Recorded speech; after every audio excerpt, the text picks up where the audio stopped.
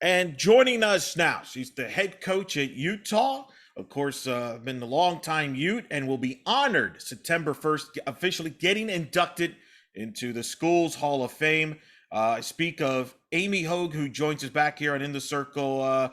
Hall of Famer, how does it sound? Uh, Sounds crazy. Sounds like it's for old people. I don't feel that old. Uh, no, it's about the greatest thing that ever could have landed in my lap. I mean, I'm pretty shy and humble when it comes to awards and all that stuff, but this award, I thought, this is kind of a big deal. And I probably got as excited as I've ever been when they told me in a Zoom call, staff Zoom call, that my name was pulled. So it's pretty exciting. What did it mean for you? I mean, when we had you on the last time, we talked in depth about your playing career there and the impact you all made. You were part of that group in the '90s there that put Utah softball on the map and things like that. What was the first thing that went through your mind when you got that Zoom call and you were like, "Wow, I'm getting inducted into my alma mater's Hall of Fame"? Yeah. Well, first I heard the other inductees' names and I thought this is a pretty fun class to be a part of. But besides the fact that I'm going to be alongside Alex Smith and Andrew Bogut and Casey Chow, I mean, it's a fun list. There's a baseball guy. I think I went out with him maybe even. But anyway, the first thing I thought of, because I received the news from my former head coach. So Texas A&M head coach Joe Evans hops on the Zoom call and with all the Utah athletic staff and was the one to tell me about the award. And then some of my teammates hopped on. So really the first thoughts are always my team. I mean, you don't win an award like that. You don't go big places like what we did because you're a leadoff second baseman. I mean, we went those places because we had some pitching and we had some leadership and some older kids that I followed. We did the series twice in my 4 years, and that was because of my team. And so 5 of my teammates were also on that Zoom call to congratulate me. So I really just thought about what it means to be a Ute, and that is family, and that is lifelong bleed red tradition, all those good things. So our team wins this award every time we get a softball player inducted. Yeah, I mean, you mentioned the success there. I mean, that was a big part of Utah softball in the history. We've talked about that in the past, but like you mentioned, you won a pair of conference titles. You were part of that World Series appearances in '91 and '94. You were second team All-American there. You set so many records at the time. Just kind of describe what it was like back then. What was it that drew you to come to Utah and play softball for Joe Evans? Well, I was from Utah, so that was, you would think, would be the first thing. But really, because I was from Utah, I kind of didn't want to play in Utah. I wanted to move. I was that kid, like, get me out of the house. I loved my parents, but I was ready to be a big kid. And so I looked everywhere but here at first. And then Joe Evans, who was at Colorado State at the time, who signed my best friend at Colorado State. When she took the job at Utah, my best friend and everyone else says, you got to play for her. She's phenomenal. And so it really started with that. It started with Coach Evans and just the desire to play for her. And then, that was 2 years prior to, to actually coming here. So by the time I was here, I was like, oh yeah, I don't know why I looked past this place. Mostly because I wanted to get out of state, but it was great. And my brother and my sister were all grads from here, and Utah's the place, and there's really no place I'd rather be. You're going to be part of this Hall of Fame class that includes Alex Smith, the great quarterback, maybe one of the most recognizable Utah alums out there, right? It's probably him, Andrew Bogut, among the most famous Utah alums. I mean, this is one of the great classes they've built in there. That's what, when you found out you were being inducted with, what was your reaction there? I mean, this is a pretty historic class. Yeah. Yeah, I mean, that makes it more fun. Of course, I teased with my own kids because when they find out who else is being inducted, now they want to go to the banquet just to see those guys. And I tried not to take offense to that, but I get that. But it's a really big thing for our program, and we haven't had a ton of people in the Hall of Fame, and I feel like I represent a lot of us, and I think it's a big deal for us too, and which is hard for me. Again, I'm humble and all that stuff, but I'm pushing for the Utes to get some more players in there, and that's on me now as the coach here. So yes, those are some big names, and those guys give back too to our department. We have Alex Smith's name on our weight room, and although I think I just heard him speaking to the Alabama football team the other day. But anyway, I do think that he's big time for us, and he's still out there representing the Utes well, and that's what matters to me. We don't graduate Utes and have them leave here and forget that they were an alum. We have a great following, and we have a club called the Varsity Club that our alum are a part of, and they come back that weekend when we get honored, and they get down on the football field and get introduced as alum of the U, and take a lot of pride in our alum, not just the ones that are on TV on Sundays or in the NBA, but all of them. They're all a big deal. So I'm alongside a whole lot of other great names too. So. Well, and Alex has been an incredible story recently, obviously overcoming some serious health and injuries just to get back on the field and played Right. and go out on his own terms. I would have to imagine he's someone that you will bring up and have probably brought up to your team about an example of not giving up and facing adversity and overcoming things. Yeah. Well, what's fun is the kids these days, I bring up names all the time of players from the past, and they're like, who? Like, everyone's so ancient to them. If that's what's fun about me having a chance to introduce my new coaching staff, right? They're young, they're up and coming, they just played. My athletes know who those kids are for sure. So, if you go back too far, like, Alex Smith, unless they, followed him, like some of my California players, followed him when he was playing there. But since he's been in Kansas City and then moved on from there, even, I think everyone's lost track of him on my team. But the real football fans haven't. But I these kids relate a lot more to some of the local kids. So I'll be excited to talk, or some of the younger kids, and I'll be excited to talk about my new coaching staff. I get to talk about them soon, right? Yes, we're going to get into that because you've had a busy off season in general. I mean, you're preparing for a Hall of Fame class and you got a staff. Yeah. But I do think you should be acknowledged from a player standpoint. For those that didn't see you play, describe what kind of player you were. I was a little brat, actually, little brat player. You can ask any of my teammates. I thought unless you were perfect, then you sucked.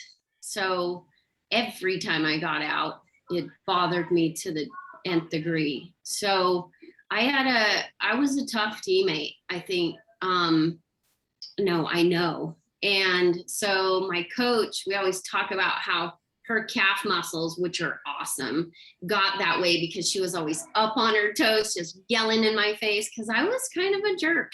And again, it was because I was competitive and I hated to lose more than anybody I ever knew. So I liked to win, but I hated to lose. I hated to fail. And the game we play serves up a lot of failure, right? So I was miserable a lot. I think by the time I was a senior, I was a little bit less of a brat and a jerk, and led a little better, finally stepped back, saw the bigger picture, got a little more mature. But I had some great leadership. I was freshman. Sharmell Green and Christina Freeman were our two seniors, and Sharmell's running our department. As a matter of fact, I can see her office from here. So she's my boss again. But she led us so well. And I think it took me a good 3 years before I understood how to do what they did for me when I was a freshman. But I think I got it figured out by, my last year. And that was the year we won 51 games and really did some big things and went out and upset Oklahoma State at the in Oklahoma City at the World Series, and notched our first win for Utah in the World Series. So, we did some big things. We had a whole lot of fun. Our team had a lot of fun. We're all still really good friends. So that's what made it really special. Yeah, we won a lot of games, and yeah, I was kind of a brat teammate, but we competed hard on the field and off the field, and everyone's been really successful in their careers. And so we travel together and see each other. So the whole thing was a great experience. How have you changed since? Like, if I put Amy Hogue, the head coach, and Amy Hogue, the player, in the same room, how would they get along? I don't think they'd hang out that much. But you know what? I appreciated the competitiveness. I still am that way. It just plays out different, right? I've learned how to channel it a little better, where I can be absolutely fired up and angry, but I don't have to act on all those feelings. I know where to put them, and so I compartmentalize a little better. I think that the love for the Utes is exactly the same. Just how it plays out is a little different. I've always worked really, really hard, then and now. Sleep's overrated. Didn't sleep then, don't sleep now. But I'm so much more, I've had 3 children, and I think that slowed my life a little bit, whether I wanted it to or not. It made me stop a little bit and learn that, oh, there's more things to life than just softball. And that's where I would say I'm quite a bit different. I recognize there's a whole lot more that matters, and try to figure out how to just be where my feet are. So if I'm at practice, there's nothing else more important than practice. And then when I'm, with my kids, there's nothing more important than my kids. And I didn't understand that back when I was a, snot-nosed college kid. Everything was based on me and my performance, and that's all that mattered, and everything else sucked if I was bad. But now I'm a little better at the team approach, and notice that as a group, or as a family, how we go is what matters rather than just how I go. So I've grown up a little bit. How much of that was influenced by your coach Evans? Is that one of the things you learned from her she coached you? What was some of the things you learned from that you take with you even today? She's so calm, she's calm until she doesn't have to be. So if you don't ever, act like a jerk, then she's calm all the time. She doesn't just out of nowhere just kind of light you up because you can't pick it up and throw it to first. She picked competitive kids, and she let them play the game and respected them as long as they continued to earn it the way she had expected them to. And so I try to do that. I try to treat them like grownups till they act like they're not, until they do something that proves that they're not. I try to take that from her. We're quite a bit different. I like to plan a whole lot more than her, I think. I remember asking her when I was a young coach, I says, hey, how do you set up for a kid that knows how to bunt and she knows how, I don't know the whole scenario, but I said, do you actually look at the stats and see the percentage of bunts that they do and what counts and whatever? And she's like, no, if they square around a bunt, then we crash the bunt. Like she made me look so stupid. Like I planned too much.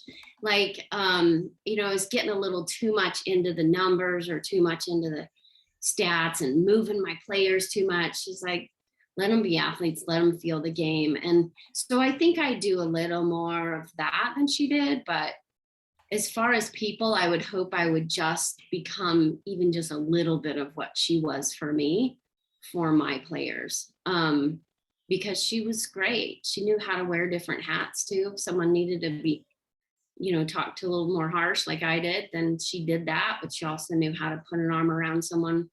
And so hopefully I've learned some of that from her.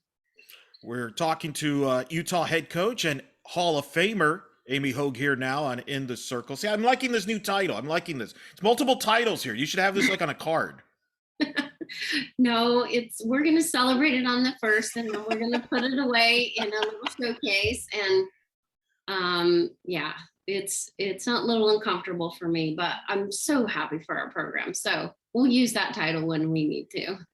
Let's talk about your offseason. It's been a busy offseason. One of the positives as a coach is when one of your assistants gets a head coaching job. That's got to be a great feeling.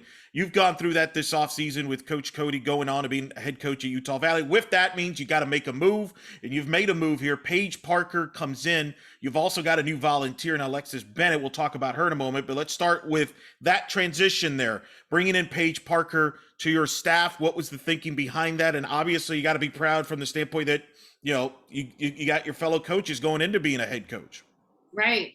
And I'll be remiss I don't want to skip DJ either. I know you want to go to Paige, but DJ tried to sneak in here, during COVID and go unnoticed. We had sent a head coach prior to Cody leaving, and Maggie LaVerry took the job at Boise State, and Hannah Flippin stepped in for a year and helped us coach till the national team and the Olympic training started. And then we knew we'd have her short term. And so as Maggie left for a head job and Hannah left to be in the Olympic team stuff. So D.J Gasso came in, youngest son of Patty Gasso at Oklahoma. And, we snuck him in here, meaning we hired him on Zoom, and he got here, and he literally just moved into the office behind me yesterday. Wow. Because we weren't even in this building where the offices are last year. I hired him on Zoom. He showed up at the softball stadium, and that's where we officed. And so things even for him are becoming first year normal. He didn't even have a key to the office till Paige got a key to the office. So they're all new. So, and DJ was our hitting coach last year, had a year to get with the team and try to get settled, but it still feels new for all of us this year. So I don't want to skip over DJ. He had a phenomenal year leading our hitters. And I say phenomenal just because he's got it. He's good. And our hitters are really going to adapt to the things that he's starting to teach. It was new for them. So we were a little bit, it was difficult last year on all the fronts, but they're going to be great this year, and our hitters having a good year. You'll know why. It's because of DJ. But yeah, Paige Parker. So Cody gets the job kind of late summer, and it's a really cool deal for Cody. I couldn't be more excited. He didn't have to move, which he wouldn't have wanted to. So to get a head job is kind of my job to help if that's their goal. And so to move him on was, like you said, exciting. And then, but to have it be pretty late in the summer to try to find someone, I thought, oh man, this is not fun. But I'm pretty connected. It means I'm pretty old, but I'm pretty connected. And I reached out to some people, and DJ did too. Obviously she's from Oklahoma. So, but to talk to Paige on Zoom, it took me that long before I said, we got to get her here. But I mean, she's great. And we feel really blessed. She's in the office behind me as well. And those two are settling in. I'm excited to see her as a coach. I've only seen her play, just like most people. So we have our first coaches meeting here in about a half an hour, actually, after we're done, and get a feel for, how she wants to run her group of pitchers. We have quite a few we get to hand to her. So I know some of her ideas, obviously, during the interview, but that's going to be her area, and she gets to run with it. I give them a lot of room to do their thing and to grow because of that patience that I've learned. And so we'll see how she does over there. But I'm excited. The girls are pumped. We got on a Zoom, and they were just like, we have Paige here? I'm like, Coach Parker. Yes, she's here. Yeah, because they just saw her win, national champion. They've seen it's fascinating because for the young players, they see the resume. They've seen the resume. It's on TV. They know that she knows what she's doing. And I had her on the show last year. She's sharp. She understands the game, the ins and outs of it. And I would imagine with DJ knowing her, that's got to help this transition a little bit. It's not like, hey, you got to get to know each other. You're getting to know her, but he knows her. So that's got to help here a little bit as you get the staff together. Yeah, it helps a lot. I mean, already even with her just trying to find a place to live, and DJ's like, oh, I just did this, and so he's been carting her around and helping her settle, and drove her to the office this morning, and she hasn't even moved her stuff here yet. So he's helping her get settled, because that is a part of the deal, is it's not easy. You pick up and move your whole life. She hasn't even been on this side of the country, never been to Utah. So, I sent her a few things on the map and said, if you get half of a day off, go here, go here, go here. And she had a fun day yesterday, I think, looking around, met the team already. And now she's flying back, get the U-Haul and start driving out. So she'll be all the way settled by the end of next week. You mentioned DJ in last year, where the circumstances you hired him. When you met him and you went through the process, what stood out about it? What was it that moment where you're like, this is the one, I got to get him? And, we had Coach Patty Gasso on, obviously, and she said she was a Utah fan, and she was rooting hard, and she said that was going to be, she was excited. She felt you got a good one there, and you would notice that right away. And it sounds like what you've described earlier, that you've noticed that as well. What was the moment that struck to you? They're like, this is the coach, he needs to be on my staff? Yeah. Well, we actually go way back. He didn't really remember me, but I'm pretty sure I changed his diaper when he was a baby. That kind of dates me. I can't believe I just did that on the show. But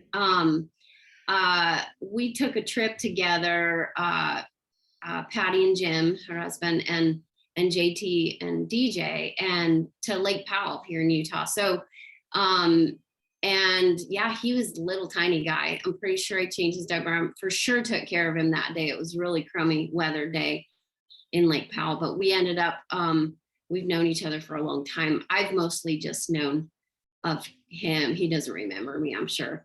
But when I interviewed him, and I've known Patty for a long time, and I know Jim, DJ's dad, really well. And it felt like a fun combination of those two people, right? So he had some of Patty's stuff and some.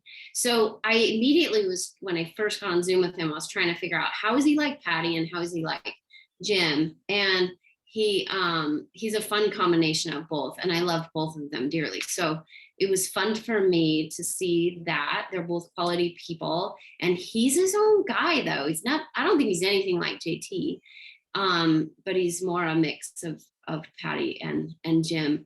But the number one thing, when you asked that question, that I thought of was his enthusiasm to do softball every day, all day. And we need that, right? At the time, it was me and Cody, who had been here a while. And not that we're slowing down a lot, but we are getting older. And I knew I needed someone young.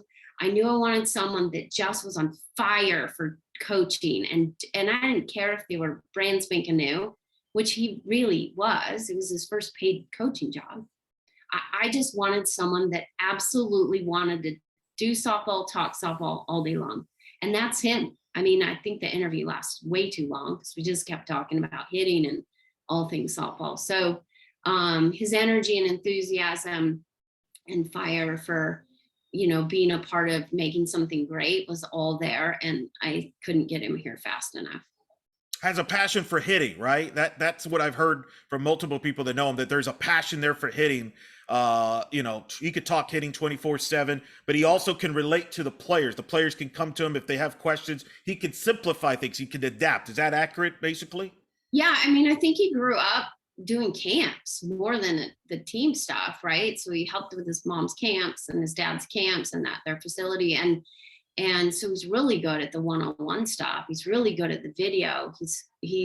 But he was a player too. And he played infield, so he understands that. And he really can do all things. We handed him the outfielders last year because nobody seemed to want to coach the outfield. Sorry, outfielders. But, and so he's like, I'll do it. I love it. And so I really didn't find anything that he wasn't good at and that he didn't love. So, just get all of his thoughts organized and get him on time for stuff because he wants to do all things, and there's only so many hours in the day. So with our two new coaches besides him, we get to spread out some of the responsibilities, and he can narrow it back in on hitting as his main priority. You've also added Alexis Bennett, former UCLA, a couple two-time All-American, will be on your staff. What was it about her that drew you for her to join her on the staff? Yeah. Well, first of all, she wants to be with the outfielders, and I told you that nobody wanted that before. So she's all about it. Gosh, Chip is her nickname. I haven't called her Alexis before, and I don't think I will. So Chip Bennett, she has something that really none of us have, and at a really just her energy, her high level of enthusiasm is unmatched really in the game. I mean, that's how I remember her as a player, and she's no different as a coach. I watched her help with Mike Stitt's team a little bit with the Bat Busters. That's the organization she's been working with. And so, it's just a matter of time that she was going to jump into the coaching ring. We were lucky enough that the timing worked out well for us, where her pro career kind of ended, and it was pretty late to get in on the coaching gig because she doesn't need to be a volunteer. Someone's going to pay her in a heartbeat to coach. But she got in kind of late in the game, and we added her the same week as Paige, and our staff came together just weeks ago. But in talking to her, her enthusiasm and her desire to just get in the car and drive up I-15 about 10 hours and stop in Salt Lake she was so all about it that I was like, well, yeah, come now. And same thing, when we got on the Zoom with the team, they were just like, are you kidding me? This is the kid we grew up watching, So it's really fun for my team to have these two young women to lead them. And they, DJ's stuff that he brought last year. I mean, I couldn't be happier with the three that I've got. And I can't wait to get them ingrained in what it is that makes Utah special, not what makes Oklahoma special or UCLA special, but what the culture is here and how I want to keep that, but then add what it is that they have and what they bring. Instead of change everything, just add to our culture, because we need to elevate our game. We've been on a slide down, and we've got some young kids and a lot of the right kids in the door. So I think we can make big things happen, and I can't wait to see how these three will lead us. How challenging was it for you this last year? Look, we all know it's been a challenging last year or so for everybody in general. And there's certainly a lot more serious things going on beyond softball. However, there is challenges in softball. I spoke to Jessica Allister, the Stanford head coach. She told me that she didn't get her team together for her first practice until February. Right. And she didn't really know her team. She really had to learn her team on the fly during the season and didn't really get a feel for it until the end of the year. She kind of felt like by the time they finally started figuring things out, the season had just, oh, here we go, we're in postseason. Was it the same with you? How challenging was it for you and your team in the last year or so? Yeah. Well, even though Utah was a little more open than some of the states, I know in our conference, we were one of the first ones to get going on the field together, and it was all altered. We stayed in small groups, we wore masks, all that stuff. But the reason why it was difficult for us, maybe the same as some others, but maybe more so, is our team wins because they play well as a team.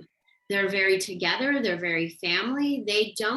We've never, Hannah Flippin became a superstar name for us, and we've had some All-Americans here and there, but we haven't ever beat UCLA because we have more stats than them or better returning All-Americans than them. We do it because we play well together. Well, this last year, to learn each other, like you were saying with Jess Allister, like the opportunity wasn't there to get to know each other. And when that's how we thrive as a program, it was frustrating. It was frustrating because if you can't get on the same page, you can't get to know them because we're in small groups, or the outfield has to come separate from the infield, and you never get to know each other because you never visited their dorm, or we didn't have meals and we didn't have retreats, and it just limited us. And we will never take that for granted again. I mean, the amount of days since the girls came back, all of them got here by Friday.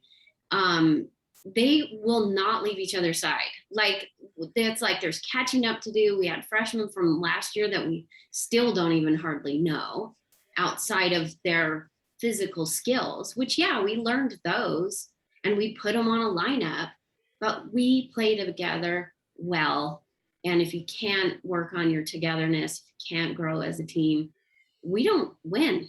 And we lost so many games by a run or two. It's ridiculous. And so it on paper looked like a terrible year, and that we need to replace everybody. But I don't believe that's true. I think we have a lot of the right people. Now we have the space to do some retreats and do some team meals and sit in a living room together and get to know each other. And that's really going to help our program thrive. It's chemistry. It's about something about knowing each other and having, knowing each other's instincts. It's tough to get that in a Zoom meeting, right? And I know when we've had you on the past, you've built on chemistry and everybody being on the same page. It's difficult to do that in a circumstances. There's something to be said for knowing this person and seeing the instincts and hey, I noticed this, what you do here. Okay, I can kind of tell what you're thinking there. That, going through all that, do you sense in the girls there's an extra chip there, a motivation of, hey, we've gone through a lot of adversity here. We're ready now. We're fired up and ready to go here, because we're not going to take this fall for granted. We may have taken it for granted before. We're not taking each practice for granted like maybe in the past. Yeah, I think already I see the effects of it. And it started this summer. I mean, I think they got together and worked out more than ever. Now, I can't know that because they're not allowed to report back, but I saw them on Friday and they look good. They look like they've been working. I passed by the stadium and the lights are on, like they're out there together. And I was like, oh my gosh, they came back so much more prepared, and they did it as a group. They didn't individually prepare over the summer. I think they got together. I think they're coming in more prepared than ever. And like you said, nobody's taken a single thing for granted. They're already talking about tailgate parties for football, and we're just going to hit the ground running. But, and the mask thing was an interesting thing too, because, I didn't even ever see my players' emotions or how everything felt, and they couldn't feel me. It's amazing how much it hid you. And some of the conversations that we got to have at the end of the year with no masks and some of that when things opened up a little better at the end of the season, it was like the first time I saw some of the reactions of my freshmen, and it just felt like too little too late. And so, yeah, we're not taking one day for granted, because you don't know if things are going to backtrack. And so we're starting team practice here real quick, and we're going to get right after it with the team stuff. Did you find some leaders throughout all this? It sounds like you've got some leaders on and off the field. Who are some of the leaders you have seen here developing and kind of leading you forward? Yeah, well, I mean, the natural ones, like a Katie Falk, who's my super senior. I have one super senior, and she's caught most of the games in the last 4 years. So she's an obvious one for us on the field, especially very mature. She does all things in the department as far as the leadership meetings with that they get together, like, SAC with the student athlete committees and stuff. But the on the field stuff during this last year, that was what killed us. I think we had a lot of people capable of stepping into that role, and nobody wanted it. And I don't know if they didn't want it because it was, it was too hard with COVID, and so nobody stepped up. But by the time the year ended, we had our exit interviews. That was the most common thing that was said was, next year I'm going to step up and lead. And I said, we can't wait till next year. We're behind, like tomorrow, today. And so before they even left for finals and all that kind of, I felt like they already started. And yes, we have some stepping up a lot.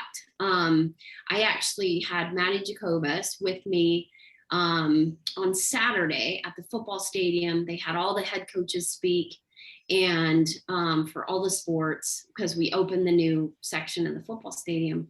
And I brought Maddie with me because you got to pick one athlete. And I'm going to have 3 or 4 more of those opportunities. And I'm going to keep picking the kids that I've seen step up since the day after exit interviews. And there's quite a few of them. And they're not all of our best starters, and I don't care. But Maddie, on and off the field, I think is one we're going to lean on. She's been here long enough. She's matured in that role. She's been playing every day unless she was hurt. She had some concussions last year. But Haley Denning is one that I've been trying to push to get in the front of everyone, because she's got so much to offer on and off the field. Great athlete, great teammate, and academics. She's getting it done 4.0 all the time. So Alyssa Bonstrom always is leading us on the field, and the kid doesn't say much, but trying to hone in on her ability to lead us without a big giant voice, because that's a thing, we don't need that many voices. So trying to figure out where she sits in the leadership stuff. But we also took a transfer or two. We have a grad transfer, but we also have an everyday starter that came from Michigan, and her name's Juju. And she is the style of leader that this group needs. She's very similar to Maddie Jacobus, where she's an everyday baller. She loves the game a ton. But she's got a lot of enthusiasm and voice. So I'm excited to see what she can bring on the leadership end of things too. Yeah, Bonstrom is so impressive on the field watching her, but looking too, she's impressive off the field. What's the next step for her? What's the ceiling for her? Yeah, I haven't put a ceiling on that kid yet. As a matter of fact, she's played a little bit of everywhere for me. She hasn't been here that long, and we've had her at short and third and first. And we put her in the outfield a little bit last year. And one of the biggest holes to fill on our roster right now is trying to fill the shoes of Alyssa Barrera, who played center field for us. And she played 5 years. She was our super senior. She was the all pack player every year. She batted 400 in the pack. I mean, incredible. And yet, with getting the transfer with Juju and getting Jacobus back in the infield healthy, and even using Denning, an everyday starter, in our infield, it's getting a little crowded in there. So, we flirted with the idea last year of all of those kids having shots in the outfield, starting to get a feel for who's going to take Barrera's spot. And I talked to Bonstrom at the end of the year last year and said, hey, take a lot of reps this summer in the outfield. Who knows, we might stick you in center, because the kid's she can run. She's my second fastest player on the team behind Denning, and she may end up in center field. Who knows? We talked to her about it enough that it wouldn't be a surprise for her to hear that on this podcast, but she hasn't been out there, and that wouldn't be she might be by 2 new kids on the outsides of her, and because those are the spots kind of opening up. And so with graduating Julia Noskin, who played a lot out there in her career in the outfield. So she's going to need to step up for sure on the field with her voice, especially if she moves to yet another new position. So Versatility, that's a big factor there. A couple last questions. As you get set here and get your players, I mean, I know one of the things the coaches have told me already, this is such a pivotal fall for them, because a lot of the new faces they're coming in, they're literally getting to meet in person in some cases, because you couldn't recruit in person for a long time. So a lot of these players you haven't seen in person in, maybe a year or two or whatever, because you've dealt with them virtually only. Is that accurate from your standpoint, that that's a big thing, is to implement these newcomers, usually get to know their new teammates, but you got to get to know them as well, and they got to get to know you again? Yeah, the incoming freshmen, I only have 2, but those 2 kids I saw day in and day out for a really long time, and then it got shut off. So you're right. I haven't seen what they can do recently. I saw them a little bit this summer, but I had so much work to do recruiting wise for the next couple of classes that I'm like, hi, I'll see you in the fall. Like, I'd drop by their game, but I never really got to spend a lot of time watching them. But yeah, and even just where they fit now with adding, a couple of grad transfers and things are moving around. I've got more versatility than I've ever had. There's a lot of them that can go anywhere on the field. So, as a coaching staff, as a new coaching staff, we're going to go out and do a little bit of the junior high gym class and be like, rotate, rotate, rotate, and just kind of see what it is that works best for our team. Because again, we win games if we as a team are getting it done, and we'll see who plays next to each other well, or this one communicates well and this one maybe doesn't. We don't want two that don't communicate well next to each other. So we'll have all fall to figure some of those things out. No question. And that was going to be my last question. What are some of the things you're going to look for? What's the keys between now and February that you want to see from your team? Because I know the last time you had we had you on, you talked about there were certain moments in fall when you made the teams that got you to the super regionals that you could tell, hey, this team could be special. What are some of those things that you look for, either intangibles or such, in the fall that you could say, all right, this team is right in the direction that we need it to be? But for the keys for that to happen is this has to happen. Yeah. I love that you talked about that, because that's what we talked about yesterday as a team. We just met everybody. So, but we already talked about it. We just talked about how we have the talent, the boxes that you have to check as far as speed and strength and experience and hands and eye coordination, all of that stuff. We've got that. So what's missing? Well, some of the desire, some of the fight, and this team keeps talking about from the day after the exit interviews last year is the words earn it. And that's the piece. So that's when the work started to earn it. They've got to do more work. So the hours that they're willing to put in to elevate this program, that's what we're looking for. Because just because they're good doesn't mean that they're going to win ball games at this level. I mean, we play UCLA 3 times, Arizona 3 times. There's no breaks. And so if you think you can sit back on your laurels and then try to beat those guys when they come in town, we found that doesn't work just because we're talented. So we'll get to know each other well, and we're going to work, because we need both of those things firing on all cylinders to win games in this conference and get us back to that chance where we were 1 game away from the World Series, and that's been too many years ago. So that's the goal. But like I said, the talent is here, the work needs to be put in, and we can't start that soon enough. Well, we're looking forward to that, seeing you on the field and seeing you before you know it, getting the season underway. But until then, there's a lot of work to be done. But we thank you for taking the time. I know it's a busy time. Congratulations on the Hall of Fame honors. That's so exciting for you.